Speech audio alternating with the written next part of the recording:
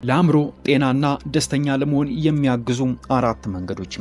ሁሉም ሰው በህይወት ዘመኑ የሆነ ወቅት ላይ የአእምሮ ጤና ችግር ጋር መግጠሙ አይቀርም።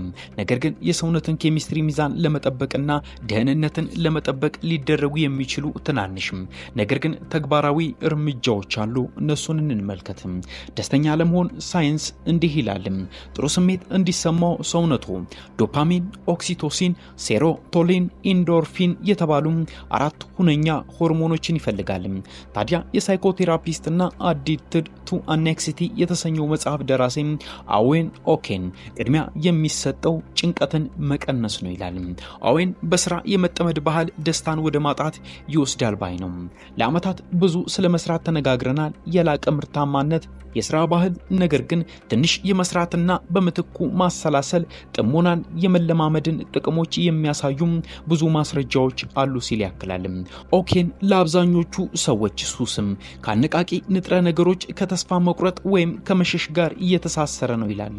ሰዎች ከመጠን በላይ በማሰብና ከሱ ጋር ተያይዘው በሚመጡ ባህሪያት እንደሚታሰሩም ያብራራል። ከሂደታቸው ውጪ የሆኑ ነገር እንደሚሳሳቱ ይሰማቸዋል። እናም በዘላቂ ጭንቀት ውስጥ መኖር እየተለመደ ነው ሲል አክሏል። ታዲያ ለጭንቀት የሚዳርገውን ጉዳይ ማወቅ ትልቁ አንደኛው ቁልፍ ነው። ውጥረት ከጊዜ ወደ ጊዜ እየተከመረ እንደሚሄድም ሳይኮቴራፒስቱና የጭንቀትን ስለመቆጣጠር መጽሐፍ የጻፉት ዶክተር ኬለር ፔልመንን ያስጠነቅቃሉ። ድምር ውጤት ማለት አንድ ትንሽ ነገር የግመልን ጀርባ የሚሰብር ገለባ ሊሆን ይችላል።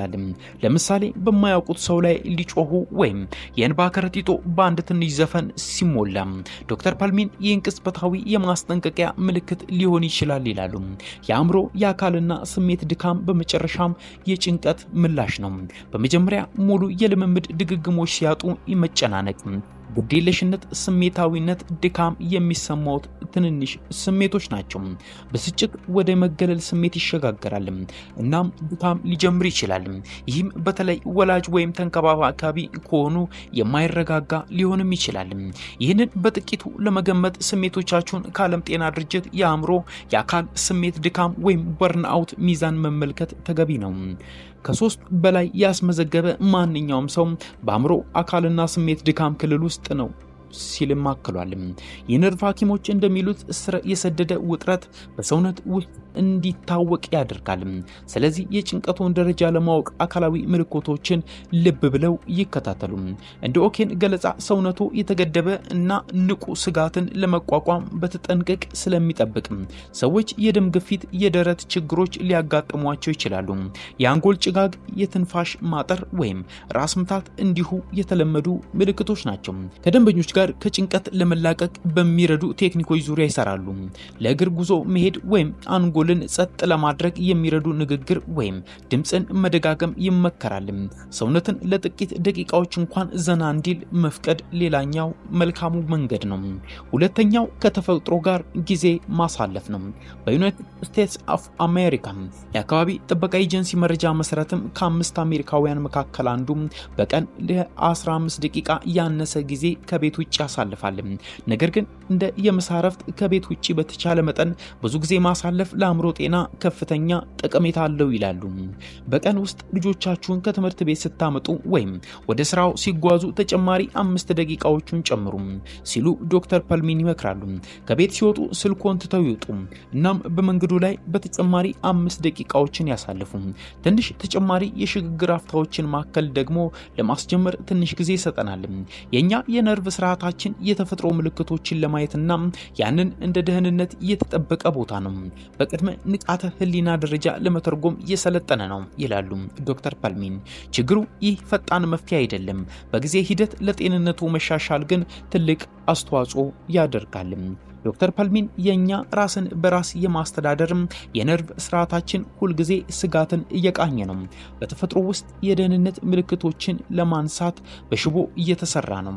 ስለዚህ በፎቶ ላይ ያለን ትዕይንት ወይም የሚያረጋጋ ምስል ማየት እንኳን ሁሉንም በአንድ ወይም በሁለት ማንጠልጠያ ማምጣት ይጀምራል። በተፈጥሮ ውስጥ ጊዜ ማሳለፍ እንዲሁ በዚያው ቅጽበት ውስጥ እንዲሆኑ ይፈቅድልዎታል ሲል አዌን ኦኬን ይስማማል። የአእምሮ እንደገና እንዲጀምርና እንዲያርፍ መፍቀድ በእርግጥ ጥሩ ስሜት ይፈጥራል። በበርካታ ጥናቶች መሰረት ራስን ከዲጂታል ቁሶች ማራቅ እና በተፈጥሮ ውስጥ ብዙ ጊዜ ማሳለፍ ውጥረትን ሊቀንስ ይችላል። ከጃፓን ዩኒቨርሲቲ እንደ አውሮፓውያን አቆጣጠር በ2023 በላንሴት ጆርናል የታተመ ጥናት ደንን በመታጠብ ያሳለፉት ጊዜ ፈውስና ውጥረት ለነበራቸው የጃፓን የቢሮ ሰራተኞች ማገገሚያ መሆኑ ተረጋግጧል። ሶስተኛው ቁልፍ ደግሞ ሙዚቃ ማዳመጥ ወይም ማንጎራጎር ነው። የለንደን ዩኒቨርሲቲ ኮሌጅ ጥናቶች እንደሚያሳዩትም መስፈን የሳምባ አቅምን ከመሻሻል በተጨማሪም ስሜትንም ያሻሽላል። የበሽታ መከላከል ስርዓትን ያሳድጋል። የደም ግፊትን ለመቆጣጠርና ማንኮራፋትን ሳይቀር ይቀንሳል። በለንደን ዩኒቨርሲቲ ኮሌጅ የሳይኮባዮሎጂና ኤፒዴሞሎጂ ተባባሪ ፕሮፌሰር የሆኑት ዶክተር ዳይዚ እንደተናገሩት በዘፋኞች ቡድኖች ላይ የተደረጉ ሙከራዎች ከዘፈኑ በኋላ የጭንቀት ሆርሞን ኮርቲሶል መቀነስ አሳይቷል። በተጨማሪም በሽታን የመከላከል ስርዓታቸው ውስጥ የሚፈጠረው ንብጠት መቀነሱን ታይቷል።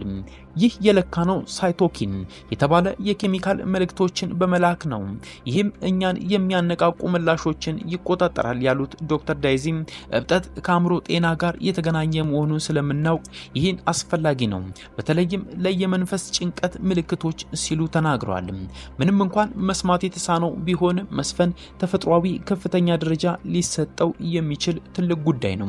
በቡድን ውስጥ ብዙ መስፈን ማህበራዊ መገለልን የሚቀንስ ብቻም ሳይሆን የግንዛቤ ምልክቶችን ለማሳደግም ሊረዳ ይችላል።